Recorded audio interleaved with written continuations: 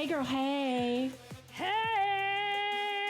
We're about to really get into it. We're spilling the real tea in every sense of the word. And he starts to walk toward us. And I'm like, Did we see the giblets and the saw sausage? all the things. I'm selling this duplex and both front doors are wide open. Potentially someone had pooped in the floor a couple of times. You missed a very critical step there. ABC, baby. Always be closing. That was like always be crying situation. This job will test you. Jana's got the tissues out. Like literally sitting there going, what is wrong with me? My whole life was falling apart. I was begging for help. I'll take anybody's call. You need to rant and rave and cry and scream. I'm here for it. If you're listening to this, I don't know you, but I love you. You are loved. People do care. Welcome to the Moxie and Jana show. I mean, we are spilling some real tea up in her, okay? So we have aptly named our little show, Spillin' Real Tea with Jana and Moxie. Get it? Tune in and listen to us share all our crazy, wildly unbelievable crap that we see, do, and navigate in the insane world of real estate. And we're talking everything. Oh, the stories we will share. Literally everything. Down to the fails only us real estate agents could make. We got it all, y'all. Straight out of KC, and we spillin' it. Hey girl, hey. Hey! Okay, maybe I went too long on that. Very much so. Psycho. I'm okay with that. Holy cow. Well, we have some very weighty topics to discuss today. No, we don't. We have normal, everyday, average Joe, normal human stuff to talk about. They are. It's just we're about to actually really get into it. We're going to really spill the tea. I mean, right? Isn't that? I know. I love how earlier you said we're not spilling the fake tea. Right. No, we're spilling the real tea in every sense of the word.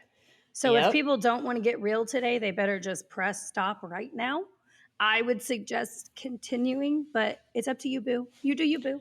So I think once we get to that part of our conversation, we will have a lovely warning for our viewers and listeners so that they understand that, might be triggering for some people. Absolutely. And not in a political way.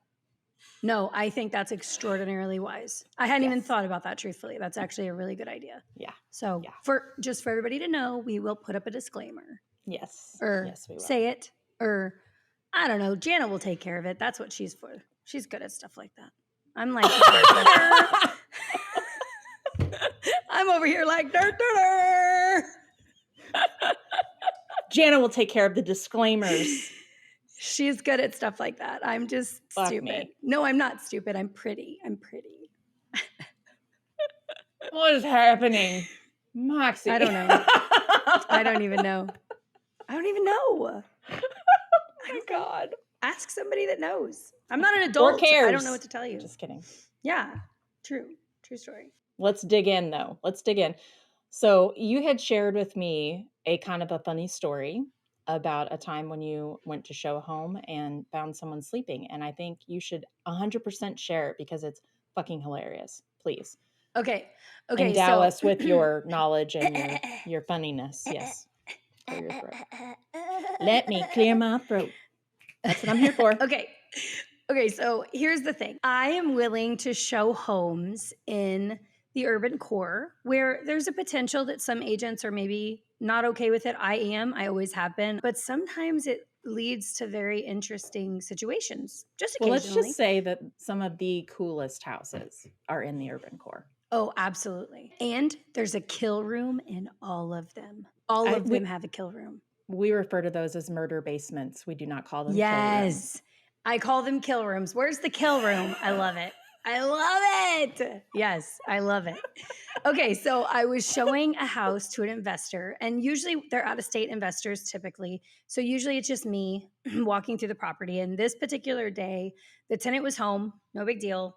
Hey, can I show your house like I have scheduled? Yeah, come on in. Talk to him for just a second. Everybody's fine with it. I'm looking around and I go in the big bedroom. I don't know which bedroom it really was, but it was one of the front big bedrooms. And I go in there and I hear this just weird noise. And then I see on the bed what appears to be A beached whale. I don't know. It was a human, but they were so large in the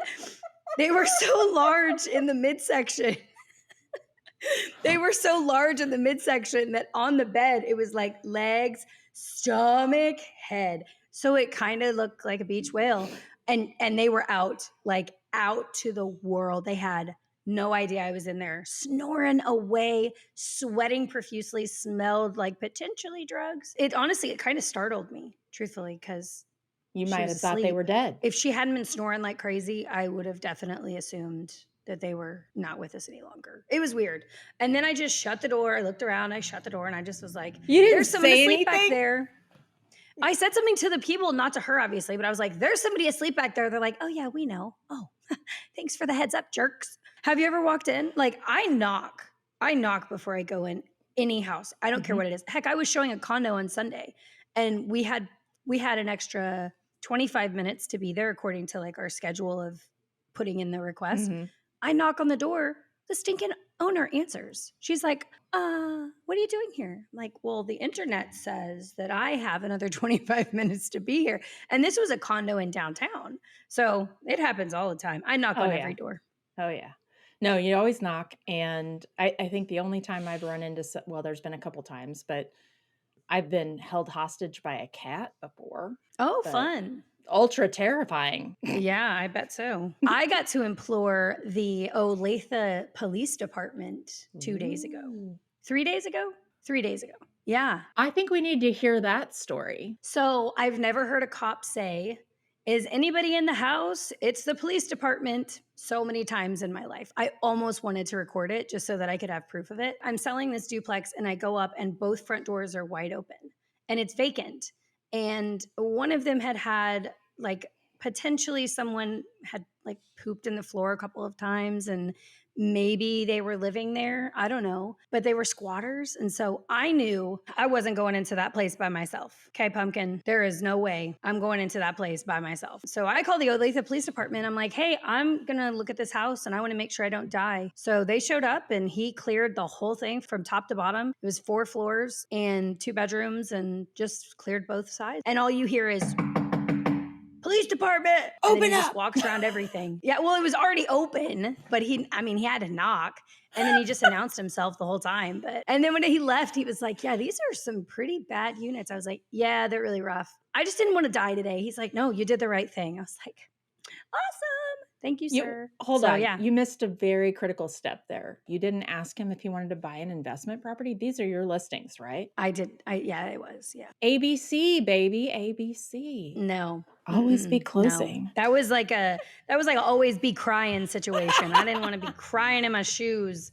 No way. Yeah, it was interesting. Where do It you was come up with this interesting. shit? I don't know. That just popped into my brain. I don't know. I love it. I don't know. So what about you? Have you ever like walked in on someone sleeping? Not someone sleeping. I have walked in when someone was getting out of a shower. Mhm. Oh no. That was that's awkward. So awkward. Was there a towel involved? Eventually. Oh, eventually.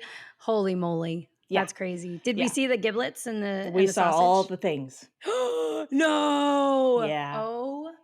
Did they almost like think about shooting you in the process? No. It was very startling for both of us, actually. They weren't expecting to see a human being in their house that they probably, and I certainly wasn't expecting to see, the pork and beans. Everything, right? Was not expecting that. No. Wow. So we walk in, we're walking by the bathroom, and I hear, like, when we walk in, I can hear some water's running. You know what I mean? And I'm like, okay, well, maybe it's just the washing machine, the dishwasher. It happens a lot. People like throw everything in their dishwasher really quick before they leave the house, and then they turn on. Yeah. So I thought it was something like that. And I literally have a husband and wife and their like 4-year-old daughter with us. Yeah. Oh no. That was super fun. So we're walking through the living room, go into the kitchen, go down the hall, pass by the bathroom. The door's closed. It feels warm, heat is coming out of there. Tried to think nothing of it. And I was like, okay, we're just going to move on. Walk into the master bedroom, turn around, come out, and the door opens to the bathroom and he starts to walk toward us. Oh, starts to walk no. toward us, toward the bedroom. And I was like, oh my God. And I'm like, oh my God. Oh my God. I like turn around and I was like, guys, go back that way. And she's Oh like, oh, no. the wife was like, wow, okay. Wow. Did they buy the house? They did. No. Wow. $10,000 under list price for the trauma. Was it really? Yeah, that wasn't Oh why, but wow. that's what I chalked it up to. Oh And my the sheer gosh, level that's of crazy. embarrassment, the seller was like, sure, I'll take your offer. Let's Yeah. move on. Wow. That is crazy. So, do you know what can happen when you walk into somebody's house that's not wearing clothes or asleep on a bed? You know what can happen? What can happen? It can make you question everything. Your life choices. Your life choices. How did my life lead up to a beached whale smelling like drugs in a home that the buyer did not want to buy it? How is this where my life is? So it really can. It really can. This job will test you, Jana. You know Oh this. God, I do. You've been tested. Many Yeah. times. Many times. Do you know what I've done a Yes. couple of times? I mean, I can think of a few things, but I feel like I might not hit the nail on the head. So I have quit real estate a couple of times. yeah. Like, I don't mean like I'm finding another job, quit real estate, but I mean like I'm not answering anybody's dang phone calls tonight. I quit. I'm not a real estate agent after 5:00 today, and I will start again tomorrow morning at 9. But y'all are gonna leave me the heck alone until 9 a.m. tomorrow. Okay, pumpkin. I have legitimately. There has been a time where our lender that I work with specifically, and I know you do too, but I was just going to say, let's just say her name. Can we just say her name? Okay, Molly Dean. Molly Dean, Flat Branch. So is our primary lender. We love her to pieces. Yeah. So there it is. All right. There's your shameless plug, Molly. Don't say we don't love you. It's not even right. Don't say we never promoted you. But here's the difference, though. It's not even just that she's my primary lender or your primary lender. She's my friend. She has walked through the fire with me personally and in business for me and for my clients. So it's not like I'm just out here saying, oh, this lender's great, this lender's great, this lender's great, just because we're on a business level. We are on such a personal level with each other that it's unbelievable. I have a better business relationship, personal relationship with her than I would say almost any person in my life. She is my soundboard in all things. And when you can mix the business with the personal and still be able to joke about how the business has been tough, but we're also going to cry about the personal, to me, there's nothing better. So that's not only are we shameless plugging her, but we're also friends, right? So that's completely the different story with her. Yeah. And I would say to add to that I have never met someone who is so strategic and who knows their shit inside and out to the point where they can come up with some pretty creative solutions. And she just doesn't give up. That's the other thing that I love about her. She cares. Doesn't give up. She cares so stinking much. It is unbelievable. How much she cares blows me away. And the interesting thing to me is now I've had agents before and I've had clients before who have been like, her bedside manner. She can be a little straightforward and direct. Yeah. Like, I don't know, both of us. So that's probably why we work so well. Yeah. You know what I mean? But the funny thing is I tell them, I'm like, okay, you have to understand that there's a lot going on. There's a lot of moving parts. There's a lot of moving pieces. Sometimes she's got to run that DU, that desktop underwriter, like 7,000 times, playing with the things to make it work and build a strategy for you. So I understand that you didn't get a call back right away, but trust me, you will get one tomorrow and all of your problems will disappear. So just chill. No, chill. I literally had to tell a client, suck it up, buttercup, do what she says. And you know what happened? We did got what he him says closed. And they got the house. He did. And I told him, I said, you're going to get in a fight with her. You're probably going to get in a fight with me. You're not going to like either of us at some point in the next 2 weeks. I promise. But if you do what we ask and you do everything that you're told, you will buy a home. We were sitting at the closing table and he's like, Moxie, you told me I was going to be mad at y'all. You said I was going to fight with you. You weren't kidding. I fought with both of you. And I was like, yet here we are, buddy. Yep. So it's worth it. But no, it's worth it.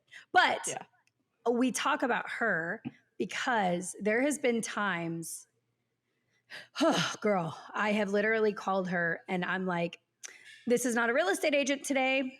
And she just starts laughing on the other end. And I'm like, I'm not kidding. I've quit real estate. I will rehire myself tomorrow. And I will never forget the first time I told her that. I think she actually thought I was serious, that I was Oh no. truthfully She's like, quitting real estate. Yeah. so she's trying to be super supportive while also like, holy fuck, Yeah. what's happening? Yes.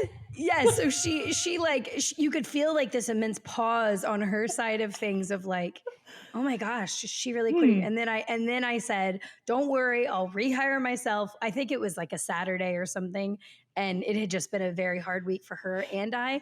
And I was like, don't worry, Monday I'll rehire myself. And she's told me since then, she's like, I've quit real estate because of that. The same thing. I have had to, because Jana, we're 24/7. I got a call this morning at 6:24 and I did not answer. However, I texted back, and by 7:00, we had a showing scheduled for tomorrow night.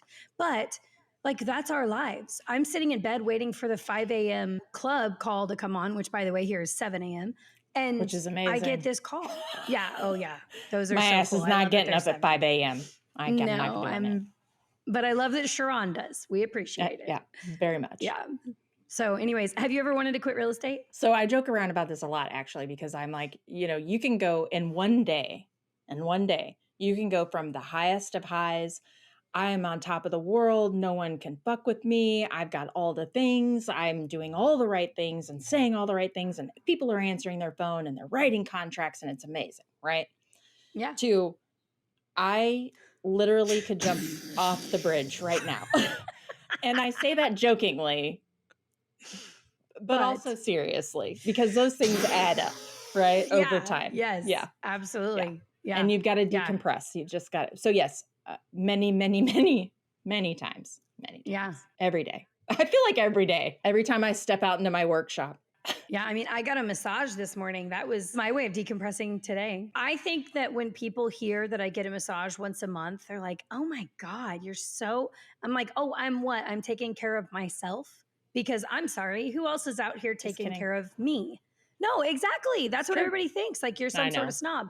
Girl, I'm not. I carry my tension in my back. And when my back hurts, I'm grouchy. I mean, Oscar the Grouch ain't got shit on me. True story. So I have to get massages, and my clients should actually thank me for it and send me gift cards, but that's okay that they don't. Massage Envy is not expensive. I don't know where you go. Okay, no, that's where I go. $75, like make your agent's day. Exactly. What she said, Christmas is coming up. Christmas is coming. I get so much slack from people for going to Massage Envy, but I came across this chick randomly. I needed a massage ASAP, and she just happened to have an hour slot open. I came across her randomly. Her name is Jade in Lee Summit. That girl deserves an Oscar for her performance. I mean, it is the best massage I've ever had in my entire existence. She's phenomenal. She was rubbing on things today in my butt that made me want to talk to Jesus, because there are so many inappropriate things I want to say. Say it.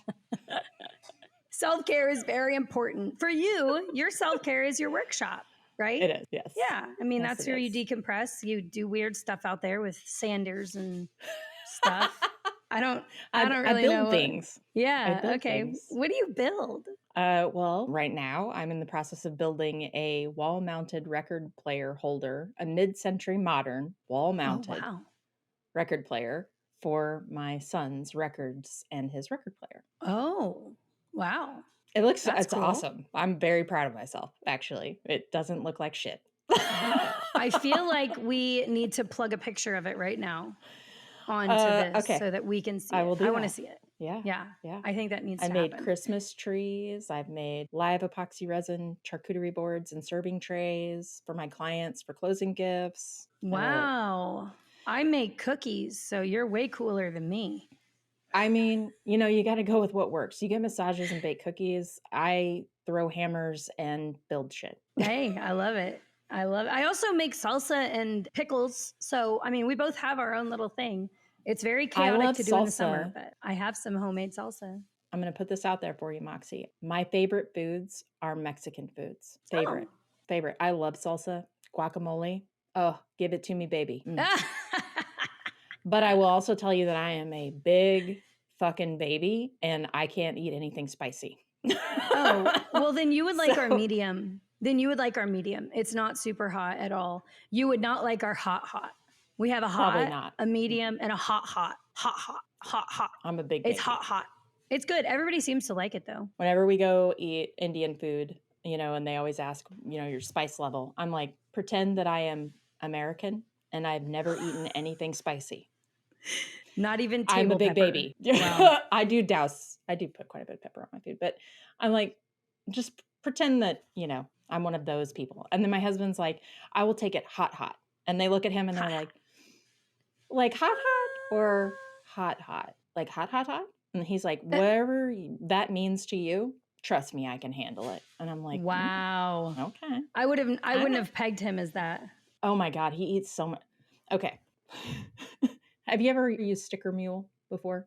Have you ever ordered stickers, enamel pens, anything, t-shirts, anything like that from Sticker Mule? Okay. This is a shameless plug for Sticker Mule then, because they're extraordinarily cheap, great quality. I get all of our keychains through Sticker Mule.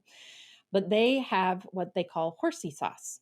It's not horseradish sauce like Arby's, but they have their own hot sauce. And if you spend, I think it's like $75 or something, I can't remember what it was. I think it's $75. They send you a bottle of very spicy horsey sauce. So usually about once a quarter, I get the request for some more keychains so that we can get some more horsey sauce. So nice. But yes, to get back to your previous conversation there, yes, I want to quit real estate a lot, actually. Yeah. Sometimes a lot. Okay, I think it's disclaimer time. All right. So just a heads up for anybody listening, we are going to talk about some very, very, very strong mental health situations that involve thoughts of suicide. And so if that is triggering for you in any way, we would recommend that you stop listening now and we will catch you on the next one. So with that. Okay. So thank you, Jana, because sometimes we just got to get real in life. And it depends on your jobs. It depends on your level of capacity. Jana's got the tissues out. I don't have them. But I wanted to do this. Thank you, Jana. You're so sweet. welcome. Look at her defense mechanisms are showing right now, Jana. Just so you know, there's therapy for that. It's a trauma. That's my favorite response. I fucking hate it when people say that. It's a trauma. Yeah. Anyway, but I mean, traumas are real. Like, traumas are real. I'm working on a lot of childhood traumas right now, okay? And I don't mean like my mom beat me and put me in a corner with no clothes on. I mean like Sally pushed me down on the playground. Like, simple traumas can really manifest throughout your adulthood if you don't take care of them. So with that, before you start to take care of traumas, me personally, I have struggled in years past with suicidal thoughts. So it got really bad after my first divorce, where it was wintertime. I already have a hard time with seasonal depression, and I had a handgun. And I remember calling my brother and saying, I need you to take this handgun from me for the rest of the winter, because I'm legitimately planning and thinking, what would it take to die? It would be so much easier if I just wasn't here. And like, those are scary, intense thoughts, right? So we're talking 2000 and I don't know, 13, maybe 14. Okay. So 9 or 10 years ago. So I gave my gun to my brother for about 3 years in a row, and things started getting a lot better. And in the last 5 years, I have gone through some very hard things. My husband and I's anniversary is November 17th. So we celebrated our 5th anniversary. And shortly after we got married, we had a stillborn within like 4 months of being married. And with that comes some real stuff. Okay. Well, this year, it all came kind of crashing down on me. And I remember sitting on my couch, and I legitimately thought to myself, I wonder what the end of my gun tastes like. And that thought, it shook me to the core, because the last time I thought about my handgun in a sad scenario, I was thinking about how I could end my own life. And now I'm sitting here thinking I'm okay 10 years later, after the first thoughts of it, sitting here legitimately wondering, what does the end of my handgun taste like? I don't want to say those are not normal thoughts because I don't want to make anybody feel as if it's not okay that they're having those thoughts, but those are not okay thoughts for me. And I just wanted to be able to talk about the fact that suicide is real, for one. It's crazy how many pastors or, funeral directors say, the families always say, we never saw it coming. We never knew this person was this bad off.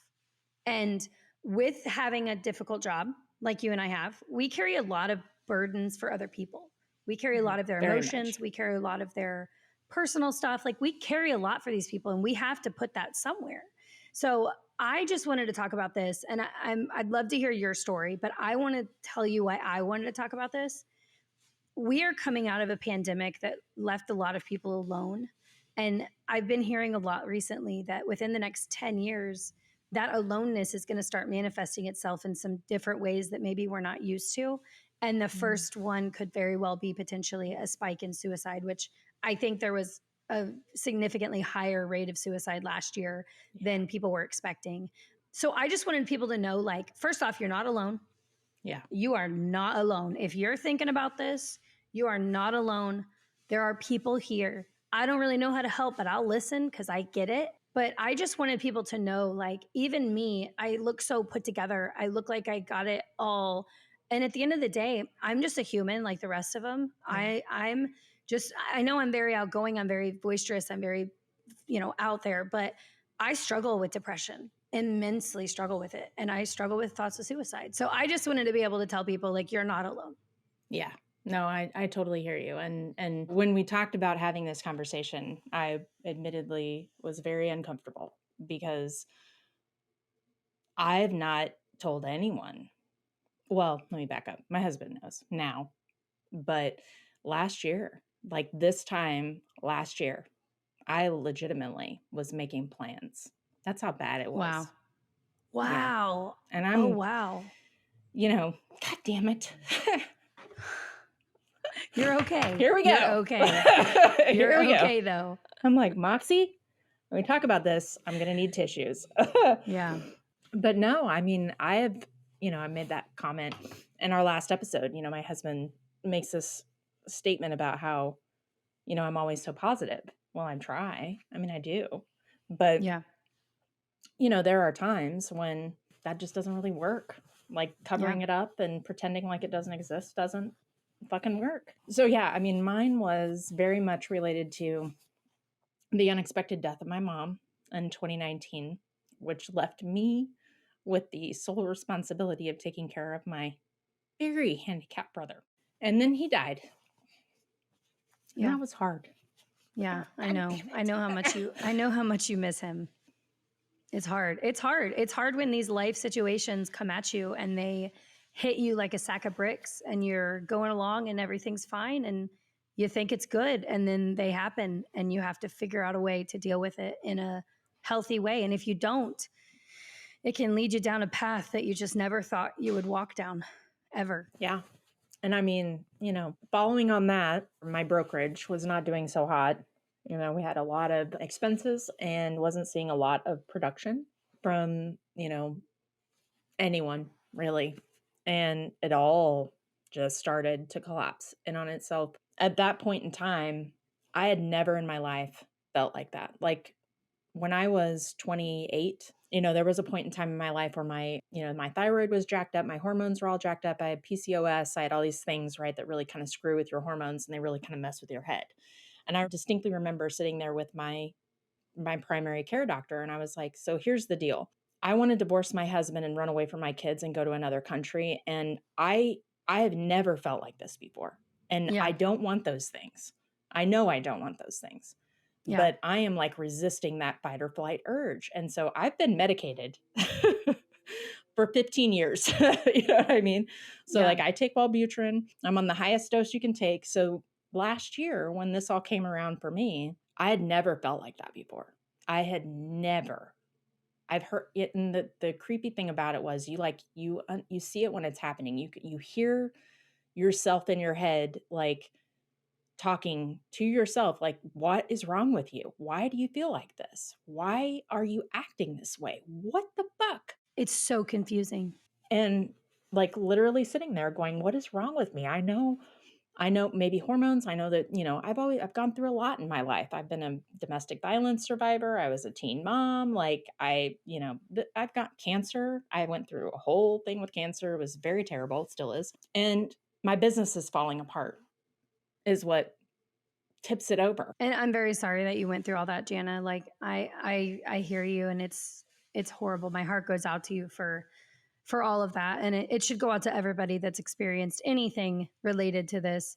But the part that was kind of the hardest for me when I was going through it was the confusion. I was so Yeah. confused. Why do I feel like this? Why am I Mhm. thinking about the end of my gun? Why can't I be nice? Why can't I get off the couch? It was so confusing. And one of the things that I've learned this year and doing a lot of self, inner Mhm. work, whatever you want to call it, healing traumas. I don't care if it's cliche, it is what it is. What I've learned in that is I don't do well in confusion. And I Mm. think that's potentially what also makes me be such a good real estate agent because I like to clarify things. There's a lot of clarity. Now, I may not be Yeah. the best with the paperwork side of clarification, but I like to clarify okay, can we ask more questions in this? When I Mhm. was in that state of confusion, my whole life was falling apart. I mean, I pushed away all my friends. Same as you, my business was falling apart. My personal relationship with my husband was falling apart. I didn't want anything to do with my family.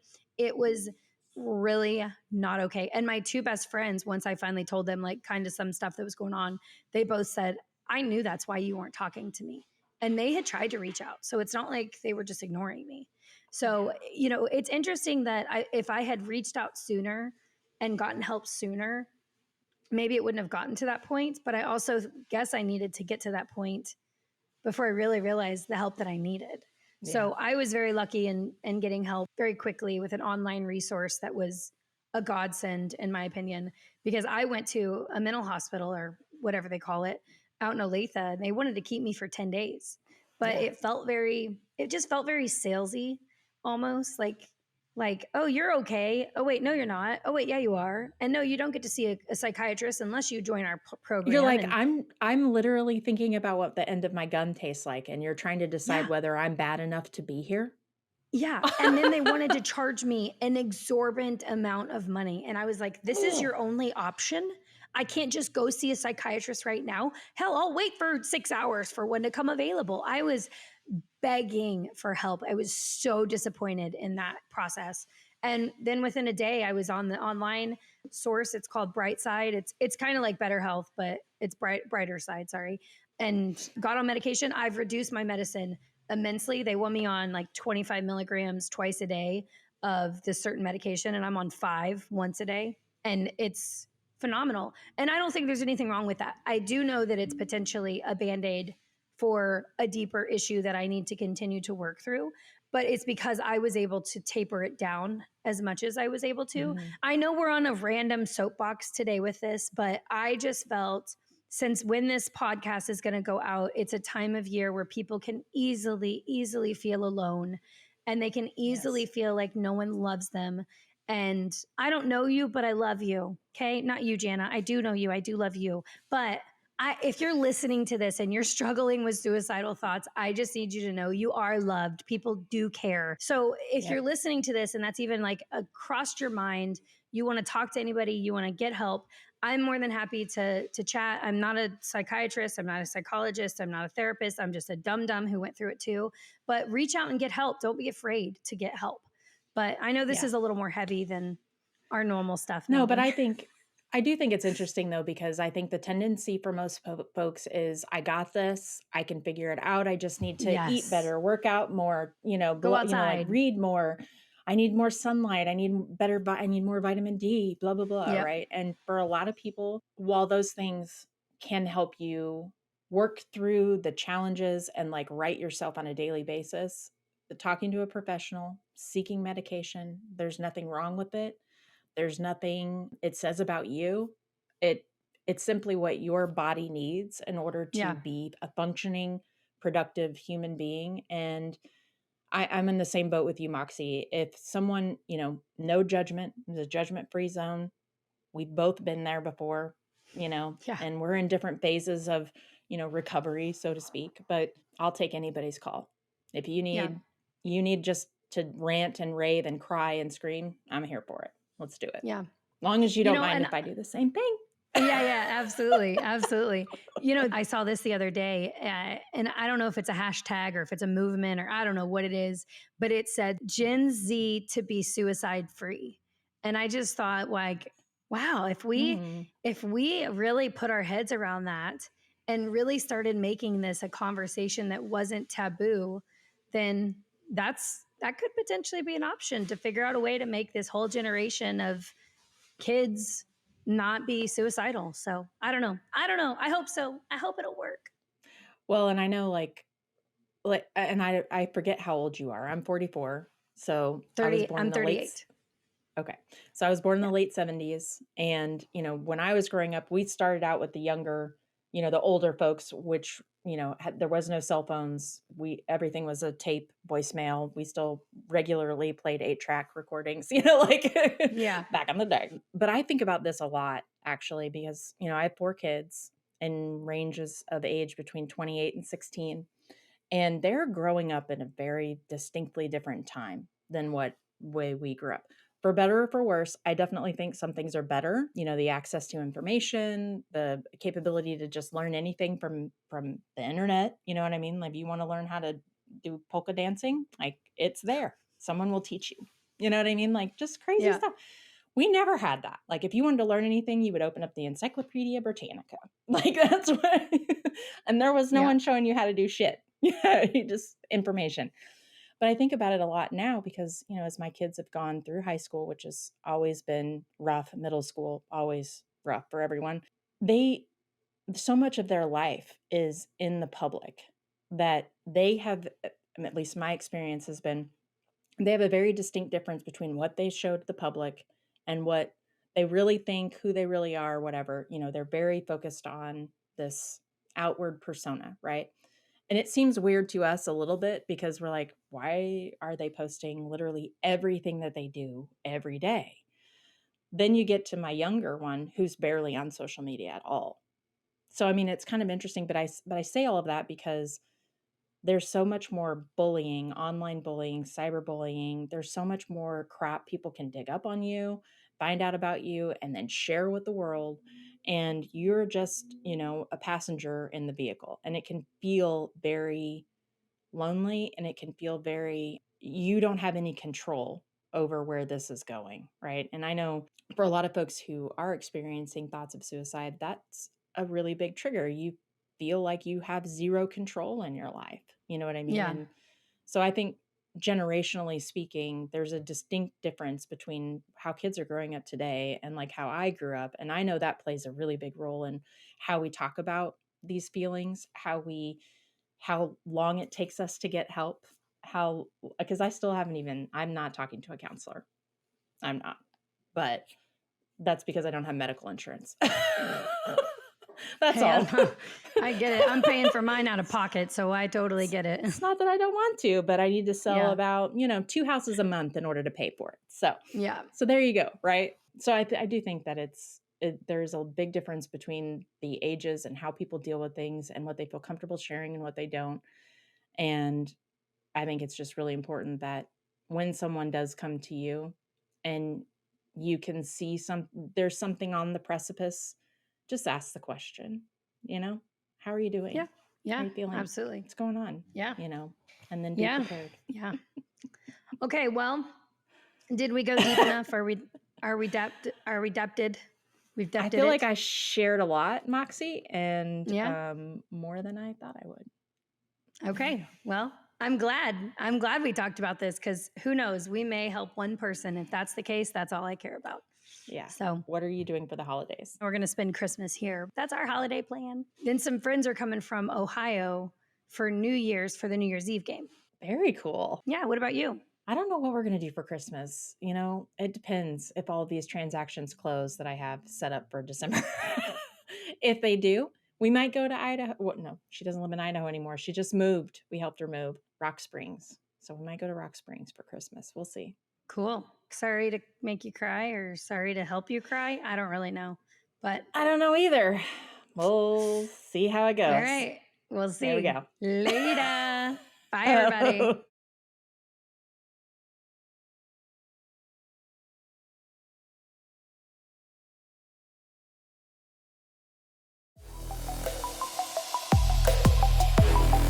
Thank you so much for hanging out with us today. We know you're probably potty watching or avoiding doing something domestic today, and we're glad you found us instead. If you've got a crazy real estate story to share, Burning questions you want the real tea spilt on, or maybe you want to sponsor our little production, we want to hear from you. Shoot us an email so that we can collaborate. And until next time, guys, we'll be a hot mess, and you keep doing you, boo-boo. make it a great day.